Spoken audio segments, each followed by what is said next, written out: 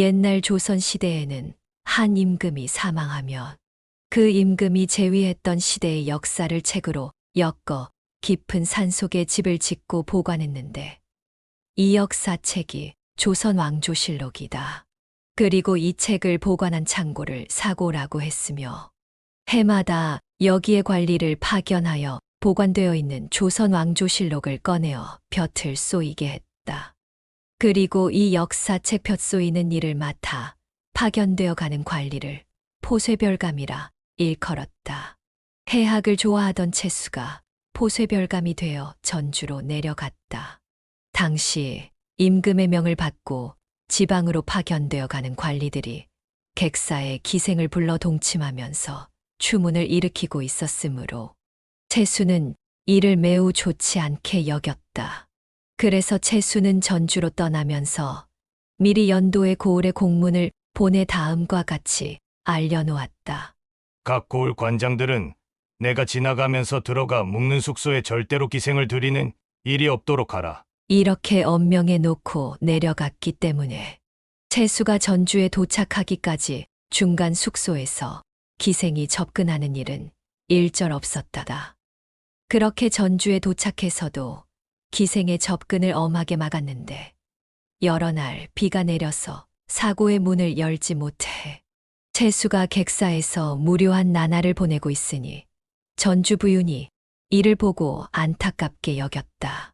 그래서 부윤이 아랫사람인 판관에게 이르기를 젊은 분이 기생을 거절하고 여러 날 무료하게 지내고 있으니 안타까운 일입니다. 판관이 무슨 방법을 한번 강구해 보도록 하오. 하고 웃으면서 슬쩍 말을 던졌다.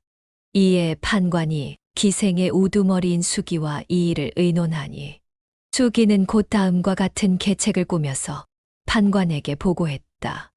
나이 어리고 얼굴이 예쁜 기생을 가려서 하얀 소복을 입혀 청상과부처럼 수수하게 꾸미고 제공이 유숙하는 객사 가까운 집에서 방화공이로 절구의 방화를 짓게 합니다. 그리고 채공이 물으면 기생이 아니라 서울 재상집 여종으로 친가에 다니러 왔다가 진상을 당한 여인이라고 대답하도록 채공을 받드는 젊은 아전과 꾸며놓습니다.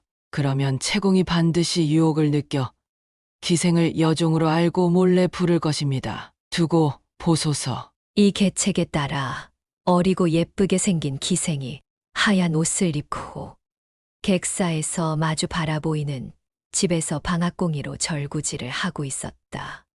이 모습을 바라본 채수는 마음에 동요를 일으켜 자기를 받들고 있는 아전을 불러 농담을 하면서 물었다. 이 사람아, 저기 소복 입고 절구질하는 여인이 기생인가? 아니올시다. 저 여인은 기생이 아니오라 서울 재상집 여종으로 시골집에 다니러 왔다가 부친상을 당해 3개월째 머물고 있습니다. 얼마 후에 부친 사망 100일이 되는데 그때 제사를 모시고는 서울로 올라갈 것입니다. 아전의 말을 들은 채수는 이날 밤 그 여인이 눈앞에 어른거려 잠을 제대로 이루지 못했다. 이튿날 채수는 다시 아전에게 이 사람아, 관부에 알리지 말고 저 여종을 가만히 좀 불러올 수 없겠는가? 간밤에 내 저 여인이 눈앞에 어른거려 잠을 설쳤다네. 아무도 모르게 하고 내 부탁을 좀 들어주게나. 어르신, 그건 쉽지 않은 일입니다만 소인이 한번 노력해 보겠습니다. 그러나 실패할 수도 있으니 크게 믿지는 마십시오. 이렇게 능청을 떤 아전은 이 이야기를 부윤에게 모두 고하고 밤중에 가만히 소복 여인을 데리고 와서 방에 넣어 주었다. 이날 밤 채수는 함부로 몸을 허락할 수 없다는 여인을 어르고 달래어 끌어안아 무릎 위에 앉히고 옷을 벗겼다. 여인은 기생으로서 훈련된 모든 잠자리 기능을 숨기고 아무것도 모르는 수처녀의 첫 경험인 것처럼 하면서 몸을 맡긴 채 가만히 있었다. 이후로 기생은 매일 밤 객사로 들어와 채수와 함께 동침하고 새벽에 나가는 일을 계속하면서 채수를 즐겁게 해주었고 채수는 이 일을 아무도 모르는 것으로 믿고 있었다. 하루는 부윤이 채수를 위해 위로 잔치를 베풀었는데 많은 기생들이 호화찬란하게 꾸미고 잔치에 참여했다.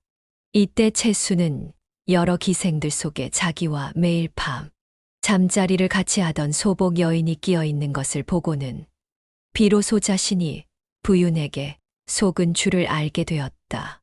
그때부터 채수는 숨기지 않고 그 기생을 불러 밤낮으로 함께 있었고, 기생도 이제 여러 가지 기능을 발휘해 그의 몸과 마음을 휘어잡으니 두 사람 사이에는 정이 매우 깊어졌다.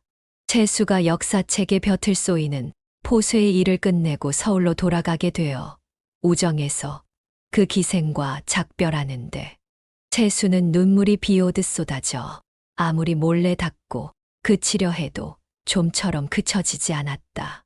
그래서 사람들에게 기생 때문에 눈물을 흘리는 것이 아닌 것처럼 보이게 하려고 고개를 들어 위를 쳐다보면서 손가락으로 누각의 지붕을 가리키며 옆에 있는 종에게 물었다. 얘야, 이 누각은 언제 지어진 것이지? 제법 오래되었겠지. 예, 대감마님, 제법 오래전에 지어졌다고 들었습니다. 응.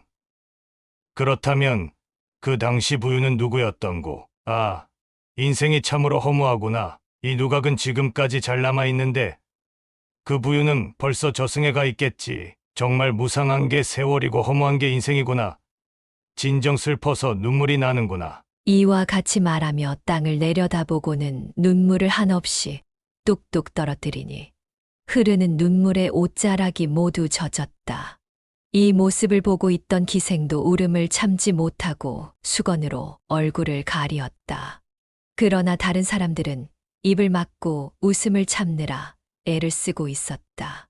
그 뒤 이 이야기는 전주 고을에 널리 퍼져 사람들이 이전에도 기생과 이별하면서 눈물을 흘린 관리가 있었지만 그 중에서 포세별감 최대감의 눈물은 그 줄기가 월등히 굵어 아직까지 그렇게 굵은 눈물을 흘린 사람이 없었다.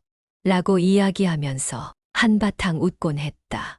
어우야담을 지은 유몽인이 일찍이 늙은 기생 노응향을 만나서 다음과 같은 이야기를 들었다.